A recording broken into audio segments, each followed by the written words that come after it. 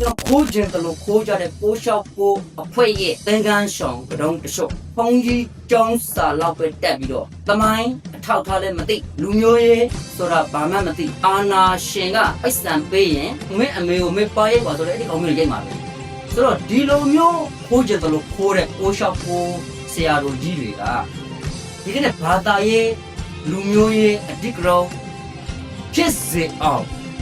လုံးစုပေးခဲ့တယ်ဆိုတာကိုဒါမြန်မာနိုင်ငံတနိုင်ငံလုံးသိရှိကြတဲ့အပြင်တကမ္ဘာလုံးကလည်းသိရှိကြပြီဖြစ်မှာပါမြန်မာနိုင်ငံလွတ်လပ်ရေးရပြီးစကလေးကယနေ့အချိန်ထိကျွန်တော်ရဲ့ဒီလက်ရှိဗုဒ္ဓဘာသာရဲ့ဗိဓိကသုံးပုံကိုအာကုံဆောင်နိုင်တဲ့ဆရာတော်တွေဟာဒါလက်ရှိုးရည်တွေ့လို့ရပါတယ်တနည်းအားဖြင့်၅ပါးသီလပေးတာတွေ၈ပါးသီလပေးတာတွေဒါလေးတွေလည်းပဲလှုပ်ရှား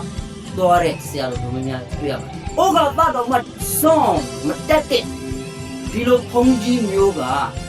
လက်ရှိသူများဘာသာတရားကိုစောကားတာမျိုးတခြားလူမျိုးကိုတွားပြီးတော့စောကားတာမျိုးလုပ်နေခြင်းဟာလူမျိုးရေးဘာသာရေးအဓိကရုဏ်းဝေညောင်များစွာဖြစ်ပေါ်လာနိုင်တယ်ဆိုတဲ့ဟာဒီဖုံးကြီး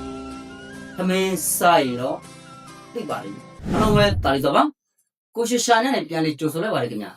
ဒီနေ့မှာတော့ဒီနေရာဒီရေလဲကလေးမှာမွတ်စလင်တကောင်မပြောနဲ့အစိတ်သားတောင်မရှိဘူးမရှိဘဲနဲ့ဒီနေရာမှာမွတ်စလင်တွေဗလီဆိုပြီးတော့တမုတ်ပြီးတော့လာပြီးတော့ဒီနေရာမှာဒီဘယ်ဟာမှမသိတဲ့တော့တယောက်တောင်ဝတယောက်ခုနလိုမန္တလေးစင်ကူလက်ပံလာကလာတွေမူပင်ကြုံချက်ကကလာဟိုမော်ချုံးကကလာရန်ကုန်ကြောက်မြောင်းကကလာဒီကလာတွေဘာဖြစ်လို့ဒီမှာလာစုတာလဲဘာသာရေးပဋိပက္ခအသွင်ဆောင်တဲ့နေရာတွေကိုကြည့်လိုက်လို့ရှိရင်ဒီဟာတွေကလည်းအများကြီးဒီလိုအဆောက်အဦတွေကနေအများကြီးဖြစ်နိုင်တယ်ပြောချင်တာကတော့ဘာသာရေးအဆောက်အဦအမိခံပြီးတော့ဒီတက်မှာအကြမ်းဖက်မဲ့လူတွေအကြမ်းဖက်မဲ့လက်နက်တွေမရှိဘူးလို့ဒီနေရာတွေမှာ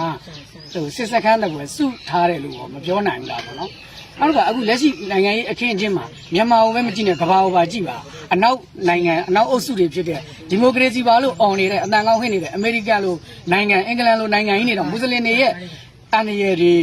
နော်ဒီလိုအန်ရယ်တွေအကြမ်းဖက်မှုအန်ရယ်တွေကိုသိလို့တယ်သူတို့တွေတောင်လက်မခံတော့ဘူးအဲ့တော့ဦးဇင်းတို့နိုင်ငံကလက်တဆုပ်စာပဲရှိတယ်လက်တဆုပ်စာရှိတယ်ဟောဒီနိုင်ငံလေးမှာဘာသာရေးလူမျိုးကြီးဦးဇင်းတို့လည်းမျက်ခြေတက်သွားလို့မရဘူးဒီမွတ်စလင်တွေပတ်သက်ဦးဇင်းတို့ကအများအားစောင့်ကြည့်နေတာဖြစ်တယ်အဲ့တော့ဘာမှကလားတကောင်မှမရှိတယ်ဟောဒီရေလဲကလေးကြေးရွာမှာ